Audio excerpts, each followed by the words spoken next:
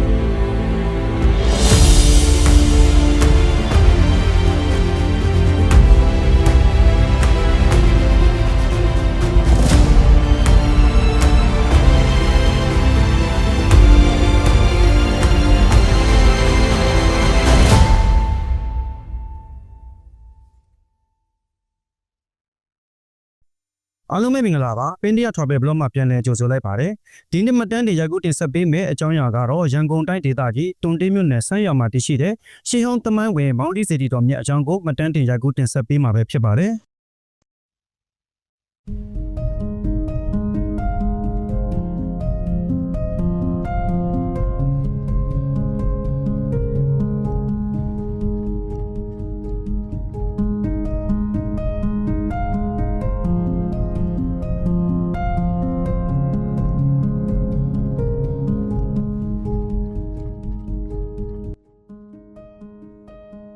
ဘာအားလုံးမင်္ဂလာပါဗျဘာဟုတ်ကဲ့ကျွန်တော်ကပင်တရထွာပဲဘလော့ကနေပြီးတော့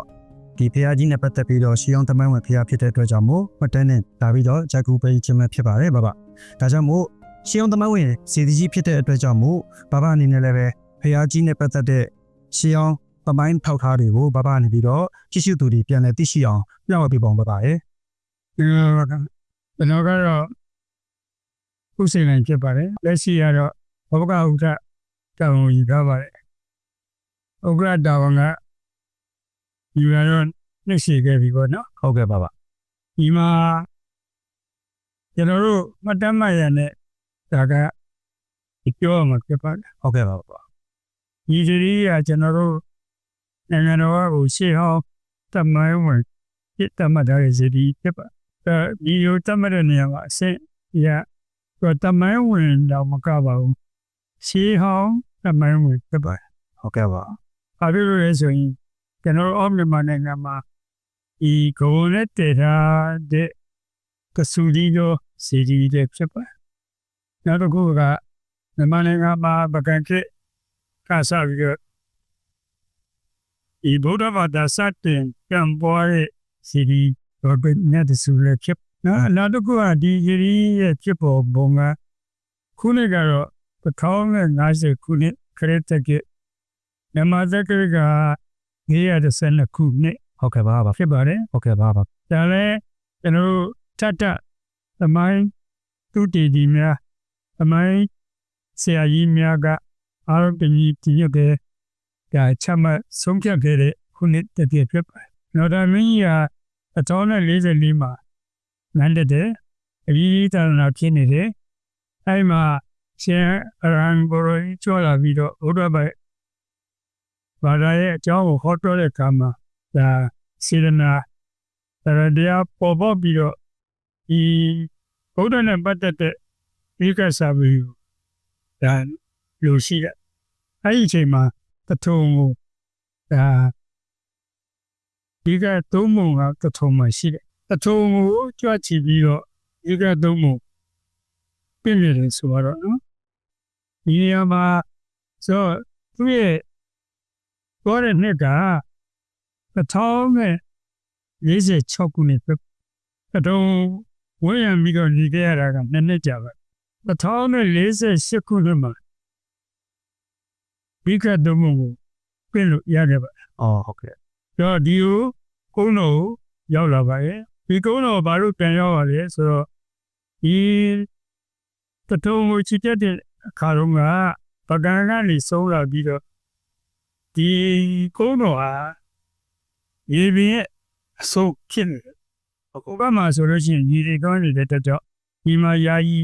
နန်းတယ်ပြီးတော့သူကဒီကနေပြီးတော့တထုံကိုညွှန်ကြားခဲ့တော့အဲ့မှာဒီမှာသူပြန်ရောက်လာပြီးတဲ့အခါကျတော့48ခုနှစ်မှာဒီစီရီကိုတည်ပါတယ်ဒီကိုတည်တဲ့အခါမှာ2နှစ်ကြာပါ2နှစ်ကြာတော့သူထီးတော်တင်ပြီးတဲ့အထိဒီမှာရေစက်တွန်းချပြီးတော့ပကံကိုပြန်ချီသွားတာ1050ခုနှစ်ဖြစ်ပါဒါကိုတေချောင်းပြောမယ်ဆိုရင်တော့သူ့ရဲ့လေရင်မှုကြောက်စာချက်ရှိပါတယ်ဟုတ်ကဲ့ပါ အဲ့မှာဗာရေးခဲ့လဲဆိုတော့ဧသောလောကနာတောမာရာဇတိရိအနိဥဒ္ဒဒီဝနကတောအာတိလဝဝိမုတ္တတံဝတိဆိုတဲ့ဒီကြောက်စာထေရရေးထုတ်ခဲ့ပါဒီကြောက်စာရဲ့မြန်မာလိုအကြမ်းမြင့်ပြန်လို့ရတာကဇီရိယာပေါ့နော်ငါကဲ့သို့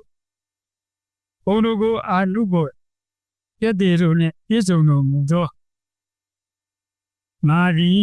ကာတီနီဝါနိုင်လက်တော်က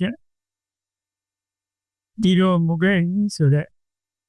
ဒါစာရထွက်ပါတယ်ဒီလိုမြတ်ကအလောထာမင်းကြီးရဲ့လက်ရာသူကိုယ်တည်ခဲ့တဲ့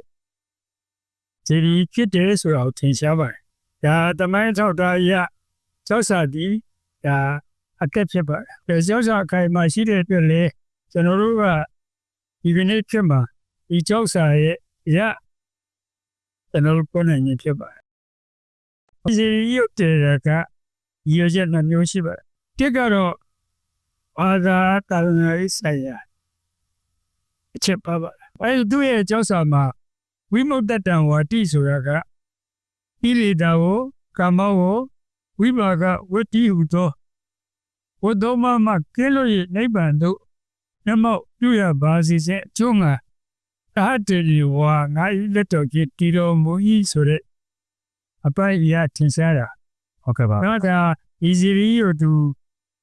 တာမန်တဲ့အနေအထားမျိုးပေါ့ဒါဟိုနေ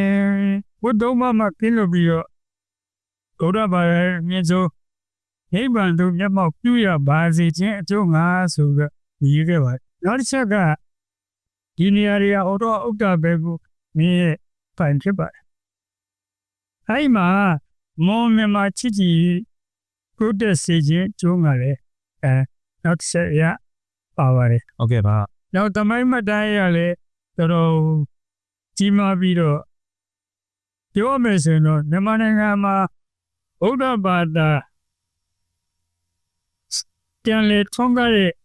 အစစီဒီဖြစ်ပါတယ်ဒီစီဒီကိုနော်တာမင်းကြီးတီးပြီးတော့ရေစက်ချပြီးနောက်မှပကံကိုပြန်ဆန်သွားခြင်းဖြစ်ပါတယ်ပူနေရတဲ့ပကံရ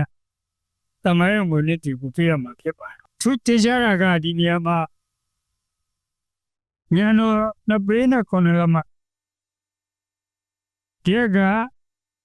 တပရိန6လမအထူးက6လမရှိတဲ့ဥစ္စာစီရီရောတမရင်ခွေ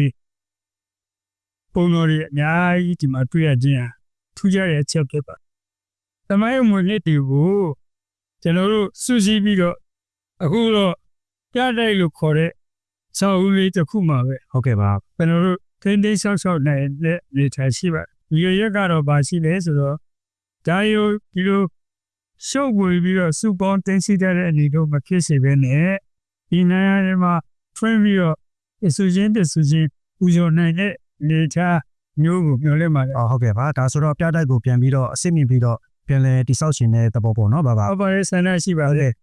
ဒါကလည်းကျွန်တော်တို့ရှီအောင်သမိုင်းဝင်ကျွန်တော်တို့အုတ်ခတ်ဖျားတွေဖြစ်တဲ့တော့ထိန်းသိမ်းထားဖို့လည်းလိုအပ်ပါတယ်တို့တဲ့ဒါကြောင့်မို့ကျွန်တော်တို့ကပြတိုက်ကိုဒီလိုပုံစံနဲ့ကျွန်တော်တို့ကထားမယ်ဆိုရင်ရေတံမိုးတံနဲ့ဆိုရင်ကြာရင်ပျက်စီးသွားနိုင်ပါတယ်ဘာတန်ဖိုးမဖြစ်နိုင်တဲ့အရာတွေပျက်စီးသွားမှလည်းဆုံးရပါတယ်ဒါကြောင့်မို့လဲဒီပြတိုက်ငယ်ကိုပြန်လည်ပြီးတော့အစစ်မြင့်တော့မြင့်တင်ပြီးတော့ပြန်လည်ပြုပြင်မယ်ဆိုတဲ့အစီအစဉ်ကတော့အလွန်ကောင်းတဲ့အစီအစဉ်ပါပဲပါရဲ့ဒါဆိုရင်ဘာရဲ့ပြတိုက်ငယ်ထဲမှာပြသထားတဲ့ကျွန်တော်တို့ဒီအုတ်ခတ်ဖျားတွေကအနော်အထာမင်းကြီးကိုယ်တိုင်ကျွန်တော်တို့တွန်းလုပ်ပြီးတော့ကျွန်တော်တို့ပူဇော်ထားတဲ့တူတန်းခဲ့တဲ့အုတ်ခတ်ဖျားတွေလို့ကျွန်တော်ကတော့မှာဖတ်ပါတယ်ဘာအဲ့ဒါဟုတ်ပါလားမသိဘူး ဟုတ်ပါ ဟုတ်ကဲ့ပါဘာ ဒီကုနာကျွန်တော်ဆိုရဲဒီတမန်ကိုတော်ကြီးရဲ့ပြည်လင်းတော်မှာတွေ့လေမှုစောက်စားရရှိပါတယ်အကြောင်းမို့တွေ့လေရဖြစ်တယ်လို့အတိအကျညွှန်ဆိုလို့ရပါတယ်အဲ့ဒါကအုတ်ခွက်ပြရဆိုဒီမှာလေကျွန်တော်တို့အရွယ်စားညတော့အလိုက်ရှင်းနေပါတယ်စီးတဲ့ဥစ္စာတွေကိုကျွန်တော်စာပေမှာတွေ့ဘူးလိုက်တာက Mr. ချာသူရင်ရပါတော့ ဟုတ်ကဲ့ပါ သူ့ရဲ့ဆိုပြီးချက်ကဘာရေးရကလေးဆိုတော့သူ1942ခုနှစ်မှာအိန္ဒိယကိုရောက်ရှိခဲ့ ဟုတ်ကဲ့ ရောက်ရှိခဲ့ပြီးတော့ဒီအုတ်ချက်စီဒီကြီးတရားတွေကိုတွေ့တယ်တွေ့တဲ့အခါမှာအလောတာမင်းကြီးရဲ့ကောင်းမှုဖြစ်မဖြစ်သူတာဆန်းစစ်တဲ့ကကြတော့တခုလေးနဲ့ပဲသူကဖြေခဲ့ဘယ်လိုဖြေသေးလဲဆိုတော့သူ့ရဲ့မှတ်တမ်းမှာကဥမာလူတစ်ယောက်ကဒီအုတ်ချက်ဖျားကြီးကိုယူနိုင်ရင်တင်ကားဆက်သူပဲဒီမှာညာနဲ့ချီပြီးတော့ရှိတယ်ဆိုတာဟာအောက်ဘုတ်ကောင်းတယ်ဒီလိုလူတစ်ယောက်ကလာချဖို့လည်းမဖြစ်နိုင်ဘူး ဟုတ်ကဲ့ပါဟုတ်ကဲ့ ဒါတော့မူရင်းဒီမှာလို့တာလင်းဒီရာချီတဲ့အုတ်ကွက်ဖျားကြီးကဒီမှာရှိနေတာအလောတာမင်းကြီးကိုယ်တိုင်လုတ်တယ်ဆိုတာထင်ရှားပါတယ်လို့မစ္စတာချတ်သူရန်ဇေရဲ့မှတ်တမ်းမှာတိတိကျကျရေးထားခဲ့ ဟုတ်ကဲ့ပါဟုတ် နော်အဲ့လိုတော့ဖတ်ဘူးကမူရင်းတယ်တဲ့ဒီမှာဇီဒီတော်ကထူးခြားတဲ့အနေအထားရှိတယ်အောက်ဆုံးပစ္စယံကြီးမှာလေးတော်ဆက်ဆက်ဖြစ်ပါဒုတိယပစ္စယံ20မှာရှင်းမြောင်ဖြစ်ပါနောက်ဘောကလေးစင်အဝိုင်းမှာအဝိုင်းဖြစ်ပါတယ်တော့ဒီဘုံကတတန်လည်းအခုဇီဒီတော်တွေနဲ့မတူဘူးလို့ခုကဒါကထူးခြားတဲ့အနေအထားရှိပါတယ်ဒီတော့တဲ့အားလုံးကဘဝင်နေပဲဖြစ်ပါတယ်အပေါ်မှာခေါင်းလုံးပုံကစားပါမယ်ခေါင်းလုံးပုံမှာတေရရဲ့အနေထားမှာအုတ်ချက်ကြီးတွေရှိပါတယ်အုတ်ချက်ကလည်း16လက်မအုတ်ကြီးတွေဖြစ်ပါတယ်ဒါဒီအခုခေတ်အုတ်တွေမဟုတ်ပါဘူးအောက်ပစ္စယံကယနေ့အခုပြောနေတဲ့အချိန်ကြီးသူ့ရင်ပြောလို့မရှိပါဘူးအပေါ်ကခေါင်းလုံးပုံထက်ကမပြောဘူးအောက်ကျမောက်ကျလန်နေရာမှာတော့ရှေးကနေသူပြက်နေတဲ့အနေအထားရှိပါတယ်တောင်ဘက်အရက်ကိုသူကစောင်းပြီးတော့တူတော့တဲ့အနေအထားမှာပြရပါတယ်အခုဖူးပြရဲ့အနေအထားကဒီဘက်ခေတ်မှာကြံလည်ပြီးတော့ဒီအောက်ခြေမပါရောနော်အပေါ်ခေါင်းလုံးဝင်ဒီရွယ်လုံးအထိပြုပြင်တဲ့အနေအထားရှိပါကျွန်တော်တို့ဒီဆေးရောပညာရှင်တွေနဲ့ညှိနှိုင်းပြီးတော့ဒါစဉ်းစားတဲ့အခါကျတော့ဒီအုတ်ချက်ဖျားကြီးတွေကသာဗနာကနေပြီးတော့ထွက်ကြလာတယ်လို့စတဲ့အယူဆတရားလူစားတဲ့ပြည်တာပါနော်အဲဒါကြောင့်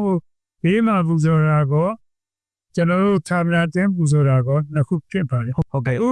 ဒုတိယပစ္စယံတက်တဲ့ပစ္စယံမှာဒီကောင်းဝင်နဲ့ချိုးထားတဲ့အလားပုံ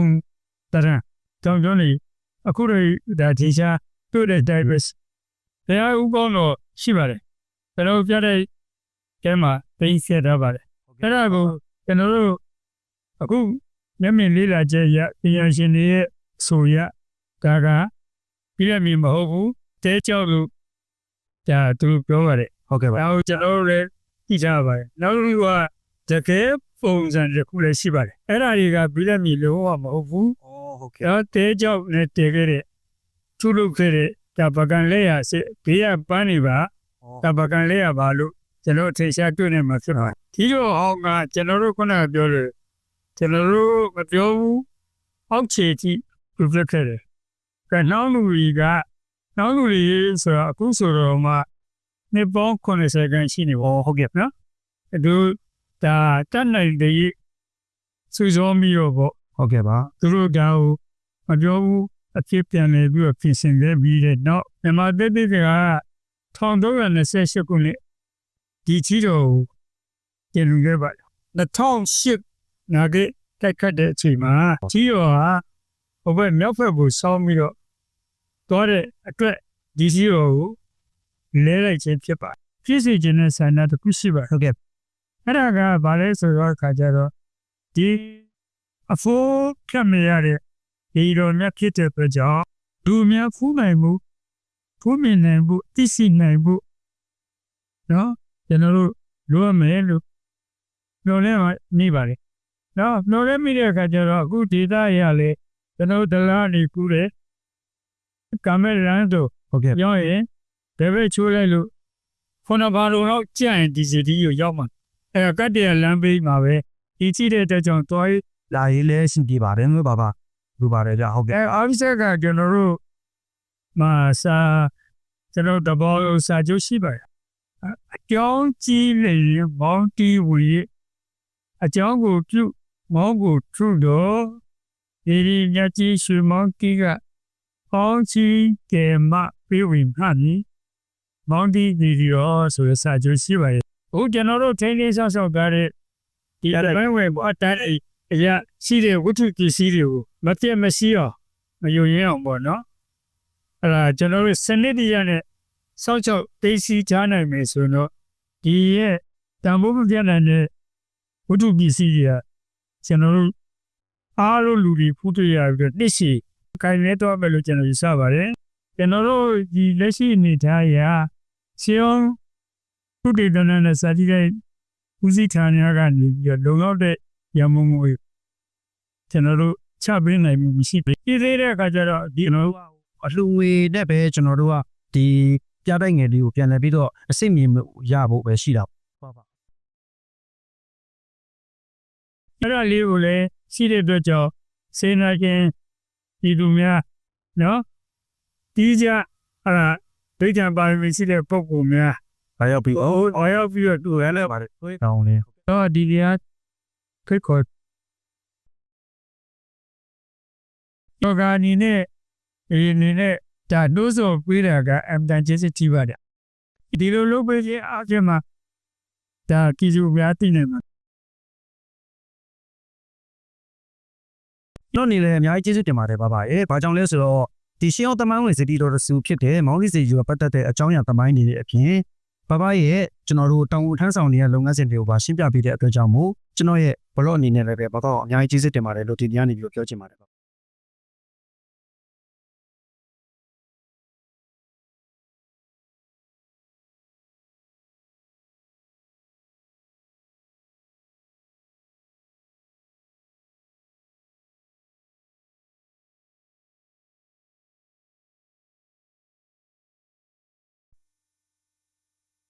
ဒီမှာ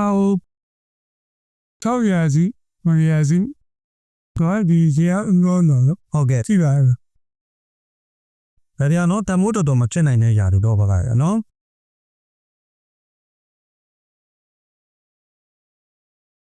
ဒါဒီနေ့ကျဆိုရရှိခဲ့ဒီဆောက်ဟာ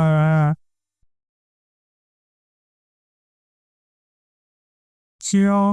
ဤဇနာကတော့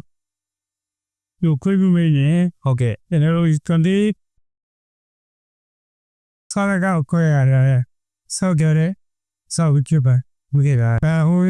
အချိန်နဲ့ဟိုကတော့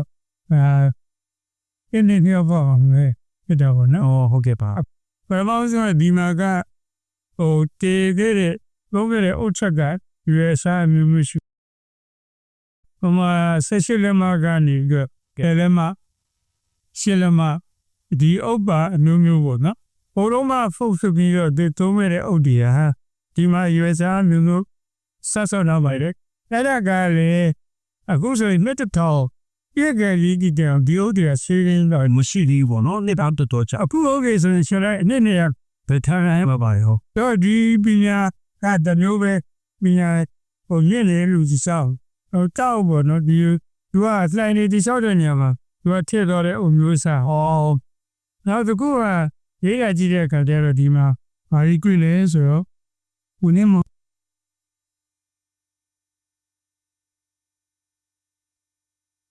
ဥပဒါကလည်းโอเคအချစ်ကြီးလည်းမဟုတ်ပဲအပွားလည်းမဟုတ်ဆိုတော့ဒီနေ့စီမဆွေးနွေးနေတယ်မယ်နော်ဘာလို့ရှိရဒီမှာပေချာတန်ရှင်းလို့တဲ့အခါကျတော့ဒီလိုအဆက်ပေးနေရမှာဘာအောင်စီတယ်လို့တွေ့ရအဲ့ဒီလိုမှမပါဘူးစေးပေါ့နော်စေးတဲ့တုံးရတာပဲ ဒီလိုအုပ်ချက်ချင်းကအုပ်ချင်းတော့တူတာပေါ့ပါဒါပေမဲ့တန်မိုးချင်းတွေကမတူတဲ့အတွက်ကြောင့်မိုးဓာတွေကိုကျွန်တော်တို့ကရေရှည်ထိမ့်သိမ့်ပြီးတော့တည်တဲ့အောင်ထားဖို့ကကျွန်တော်တို့အများကြီးတောင်းချပါတယ်ဟုတ်ကဲ့ဘာလို့ဒီလိုပေါ့နော်ဒီရှေးရောက်အုပ်တွေရောကျွန်တော်တို့ဒီအုပ်ကဖျားတွေဆိုတာကအခုပြန်လည်ပြီးတော့ကျွန်တော်တို့တင်တင်တူးပေါ်ရင်တော့ရချင်မှရအောင်ဒါဆိုတော့အလုံးအပုံးမဖြစ်တိုင်ရင်ကျွန်တော်တို့ရှေးရောက်ရတနာတွေကိုကျွန်တော်ရရှိထားတာပဲဖြစ်ပါတယ်ဒါကြောင့်မို့ဖျားဦးများအနေနဲ့လည်းပဲကျွန်တော်တို့ဖျားတွေကိုဖူးတဲ့အခါမှာကျွန်တော်တာမန်အနေနဲ့ပူတာမျိုးမဟုတ်ဘဲနဲ့ဒီလိုရှေးဟောင်းကျွန်တော်တို့တက်တည်အထောက်ထားတွေရှိတယ်ရှေးဟောင်းသမိုင်းဝင်ဖျားတွေကိုကျွန်တော်တို့ကတန်ဖိုးထားပြီးတော့ဒါရောက်လေ့လာပြီးတော့ကုမြော်တာပို့ပြီးတော့တန်ဖိုးရှိမယ်လို့ကျွန်တော်ကထင်ပါတယ်တော့ဟုတ်ကဲ့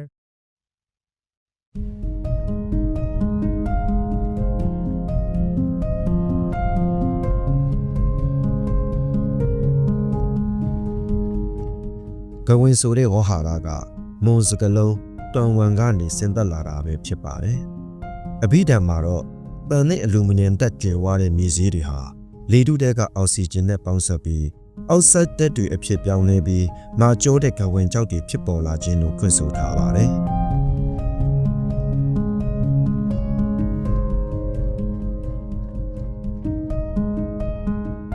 ကဝင်အုပ်ဟာမီးနဲ့ဖုတ်เสียမလို့ပဲလေနဲ့ထိတွေ့ပြီးမှမာကျောလာတဲ့ကြောက်ဖြစ်လို့မီးမဖုတ်အုပ်လို့လည်းခေါ်ဆိုပါတယ်။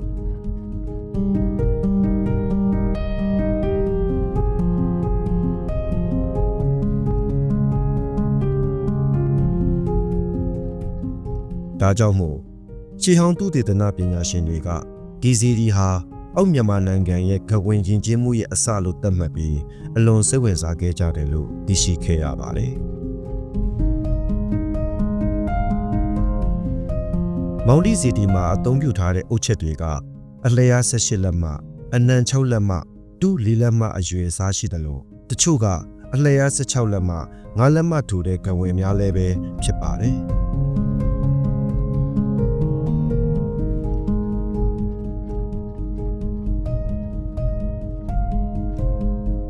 မောင်ဒီစီတီတော်မြတ်ကြီးကိုအနော်ထာမင်းကြီးက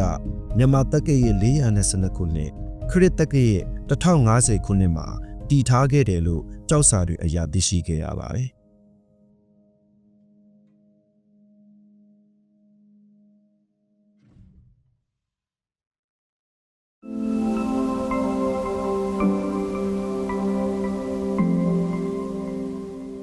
ကြီးမားတဲ့အုတ်ခွက်ဖျားတွေကိုလည်းပဲကိုယ်တိုင်သွန်းလုပ်ပြီးတော့ဆုတောင်းပူဇော်လှူဒန်းခဲ့တယ်လို့လည်းဆိုပါတယ်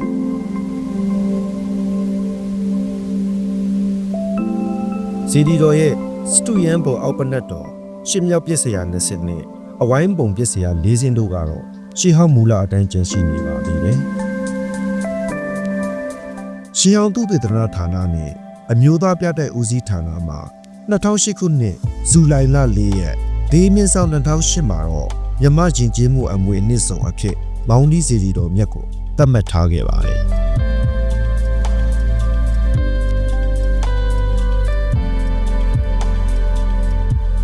စတူယန်ပေါ်အောက်ပနတ်တော်ရဲ့အနာတစ်ဖက်စီဟာ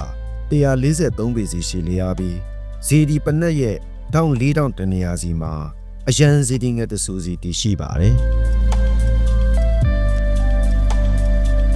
ရှင်းမြောက်ပြည့်စရာနှစ်ခုအနက်ပထမပြည့်စရာက52ပေပတ်လည်ရှိပြီး9ပေ8လက်မှမြင့်ကဂဝင်အုပ်ဆက်တလွားစီထားပါတယ်ဒုတိယပြည့်စရာကိုတော့6ပေ9လက်မှမြင့်ပြီးဂဝင်အုပ်ဆက်9လွားစီရပါတယ်အဝိုင်းပစ္စယ40မှာတော့ပထမအဆင့်သည်3ပေ8လက်မှမြင့်ပြီးပက်လက်အနားကတော့282ပေဖြစ်ပါတယ်ဒုတိယအဆင့်ကတော့6ပေ9လက်မှမြင့်ပြီးပက်လက်အနား250ပေဖြစ်ပါတယ်တတိယအဆင့်ကတော့2ပေ9လက်မှမြင့်ပြီးပက်လက်အနားကတော့212ပေဖြစ်ပါတယ်စတုထအဆင့်သည်တပေ17လက်မှမြင့်ပြီးတော့195ပေပက်လက်နားရှိတယ်လို့လည်းပဲသိရှိခဲ့ရပါတယ်ရှင်းမြုပ်ပုံပက်လက်အနားကိုတော့ ဒေါင်လိုက်ကြည့်မယ်ဆိုရင်ကလတ်သားအိုးပုံစံပြုလုပ်ထားတာကိုသိရှိရမှာပဲဖြစ်ပါတယ်။ကလတ်သားအိုးပုံစံများကိုတော့ရှေးကပကံစီဒီရှေးအောင်ပထိုးများတွင်သာတွေ့ရှိရလိမ့်ရှိပါတယ်။ပစ္စယခုနှစ်စင်းရဲ့အပေါ်မှာတီထောက်ကိုးကွယ်ထားတဲ့ရွှေရောင်စီဒီကတော့ယခုခေတ်နှောင်းပိုင်းမှာပြန်လည်ပြုပြင်ပြီးတော့တီထောက်ကိုးကွယ်ထားတဲ့စီဒီပဲဖြစ်ပါတယ်။1985ခုနှစ်မှာလှုပ်ခဲ့တဲ့ငလျင်ကြောင့်လည်းပဲလက်ရှိစီဒီအပေါ်မှာထိခိုက်ပျက်စီးမှုများရှိခဲ့ပြီးတော့2008ခုနှစ်ကဖြစ်ပွားခဲ့တဲ့နာဂစ်မုန်တိုင်းကြောင့်လည်းပဲပျက်စီးမှုများရှိခဲ့တယ်လို့လည်းသိရှိခဲ့ရပါတယ်။ယခုတွေ့မြင်နေရတဲ့ဇီဒီတော်ရဲ့ထီးတော်ကတော့2008ခုနှစ်မှာဖြစ်ပွားခဲ့တဲ့နာဂစ်မုန်တိုင်းကြောင့်ပျက်စီးခဲ့တဲ့ထီးတော်အစားပြန်လည်ပြီးတော့အကစ်တင်လို့ဥဆော်ထားတဲ့ထီးတော်အသေးပဲဖြစ်ပါတယ်။ယခုတွေ့မြင်နေရတဲ့ထီးတော်ကတော့2008ခုနှစ်မှာဖြစ်ပွားခဲ့တဲ့နာဂစ်မုန်တိုင်းကြောင့်ပျက်စီးခဲ့တဲ့ထီးတော်အဟောင်းပဲဖြစ်ပါတယ်။ယခုတွေ့မြင်နေရတဲ့ဇီဒီတော်ရဲ့ပြတိုက်ငယ်အတွင်းမှာပြသထားတဲ့ရှေးဟောင်းဗုဒ္ဓဦးခေါင်းတော်ဟာထိုင်းနိုင်ငံပရပထုံရှေးဟောင်းပြတိုက်မှာပြသထားတဲ့ဗုဒ္ဓဦးခေါင်းတော်နဲ့ဆင်တူပြီး AD 6ရာစုသို့မဟုတ်9ရာစုလက်ရာတွေဖြစ်နိုင်တယ်လို့ရှေးဟောင်းသုတေသနပညာရှင်တွေကခန့်မှန်းခဲ့ကြပါတယ်။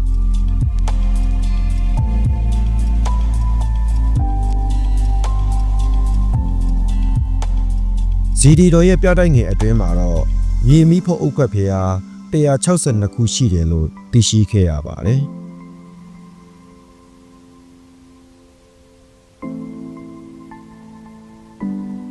ထိုအုတ်ကွက်ဖျားတွေအနက်ရန်တော်2ပေနဲ့9လက်မှပြက်က1ပေ6လက်မှအထူ6လက်မှရှိတဲ့တိပလင်ကွေအုတ်ကွက်ဖျားတွေကပကံစီမှာရှိတဲ့အုတ်ကွက်ဖျားတွေထက်တောင်အလွန်ကြီးမားနေတဲ့အတွက်ပကံခေတ်အစောပိုင်းမတိုင်ခင်အနော်အထာမင်းကြီးကိုယ်တိုင်တွန်းလွတ်ဆူတောင်းပူဇော်လှူဒန်းခဲ့တဲ့အုတ်ခွက်ဖျားတွေဖြစ်နိုင်ကြောင်းသိရှိခဲ့ရပါတယ်။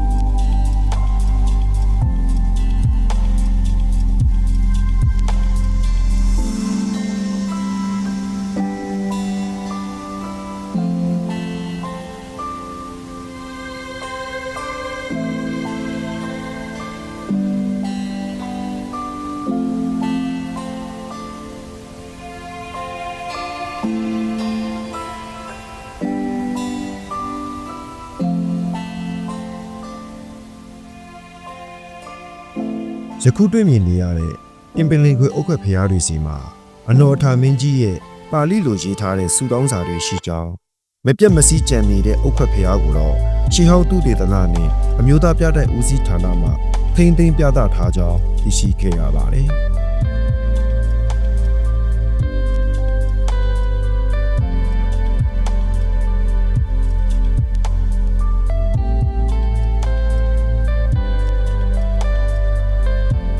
အုတ်ကွက်ဖျားမှာတွေ့ရှိရတဲ့အနော်ထာမင်းကြီးရဲ့ဆုတောင်းစာကတော့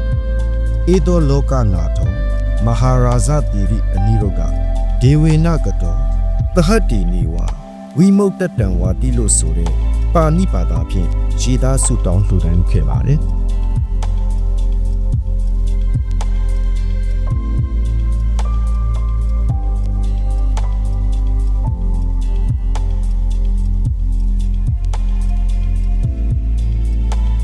အနောထာမင်းကြီးရဲ့ဆုတောင်းစာမြန်မာလိုကတော့ဤလောကမြေတစ်ခွင်တွင်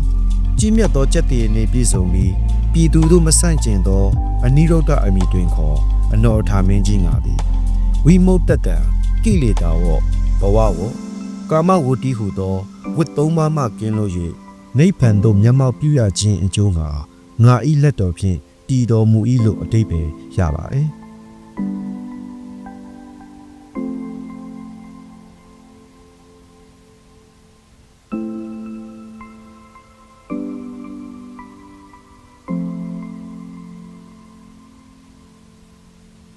စေတီတော်ရဲ့ပြတိုက်အတွဲမှာရှေးအောင်ဥက္ခဖျားတွေအပြင်အလျား16လက်မှအနံ6လက်မှနဲ့အထူ3လက်မှကွဲရှိတဲ့ရေမီးဖို့အုပ်တွေကိုလည်းပဲထိမ့်သိမ်းပြသထားပါတယ်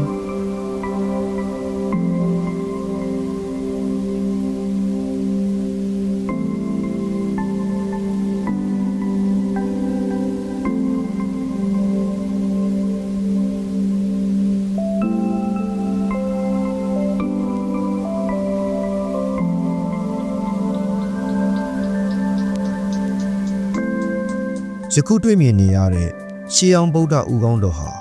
ထိုင်းနိုင်ငံပရပထုံယဉ်ကျေးမှုပြတိုက်မှာပြသထားတဲ့ဗုဒ္ဓဦးခေါင်းတော်နဲ့ဆင်တူတဲ့ဗုဒ္ဓဦးခေါင်းတော်ပဲဖြစ်ပါတယ်ဒီဦးခေါင်းတော်ဟာ AD 6ရာစုမှ9ရာစုလက်ရာတွေဖြစ်နိုင်ကြောင်းရှေးဟောင်းသုတေသနပညာရှင်တွေကခန့်မှန်းခဲ့ကြပါတယ်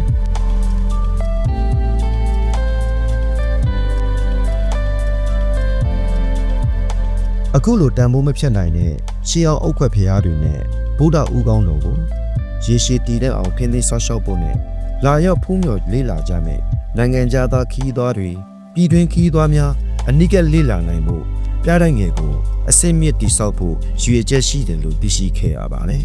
။ပြန်လည်အစိမ့်မြစ်တိဆောက်ဖို့လိုအပ်တဲ့အလုံငွေများကိုလည်းပဲစီဒီတော်ရဲ့ခောဘကဥက္ကဋ္ဌတူဦးဖြစ်တဲ့ဦးစိန်လိုက်ဖုန်းနံပါတ်0945334139မှာပါဝင်လှူဒန်းကုသိုလ်ပြုနိုင်တဲ့အကြောင်းကျွန်တော်ရဲ့ဘလော့ကနေပြီးတော့တိုက်တွန်းနှိုးဆော်မှုပြုချင်ပါတယ်ခင်ဗျာ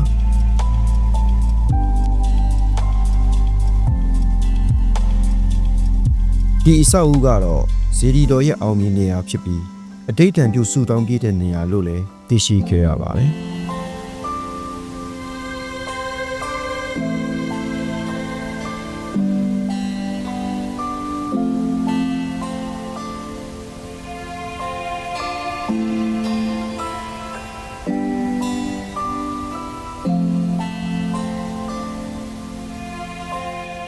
ဇေဒီတော်ရဲ့ပရဝံအတွင်းမှာလည်းတွန်တီးမြို့ရဲ့ဘုရားသမိုင်းအများစုမှာဆက်ဆက်နေတဲ့ကြက်ခက်ဝရံမင်းသမီးနန်းနန်း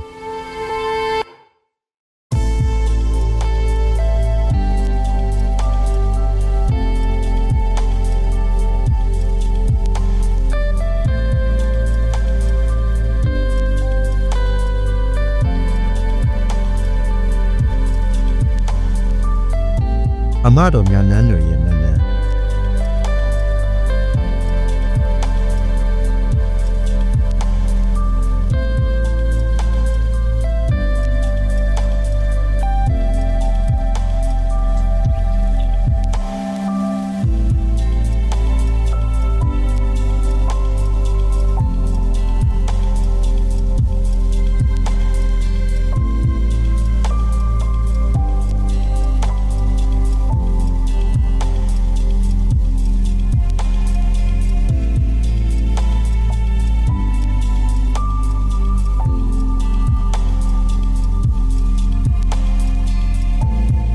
ဝိစာပုဂ္ဂိုလ်များနဲ့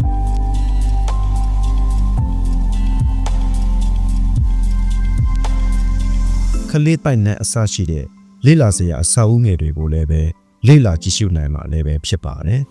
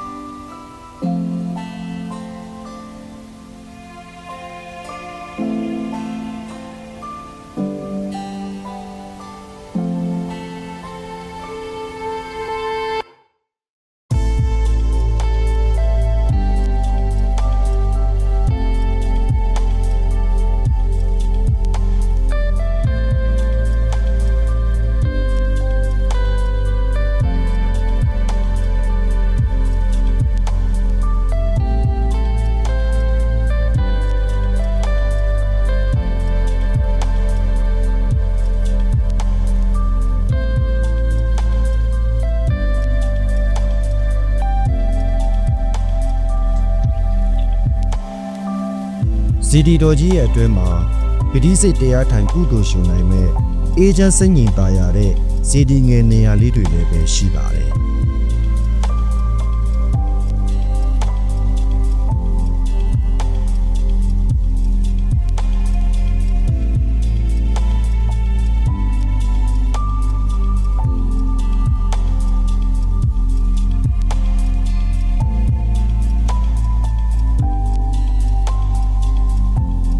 အကြောင်းကြီးလျင်မောင်းတီးဝင်၍အကြောင်းကိုပြုမောင်းကိုထုသောစေတီမြက်ကြီးရွှေမောင်းတီးကကောင်းချီးကဲမှပြီးဝေငါမည်မောင်းတီးစေတီတော်ဆိုတဲ့တပေါင်းအဆိုရှိသလိုပဲအနော်ထာမင်းကြီးတည်ထားခဲ့တဲ့ရှီဟောင်းကဝင်စေတီတော်ကြီးစီကိုလာရောက်ဖူးမြော်ကြည်ညိုလေ့လာဖို့ကျွန်တော်ရဲ့ပင်တရားဘလော့ကနေဖိတ်ခေါ်လိုက်ပါရစေခင်ဗျာ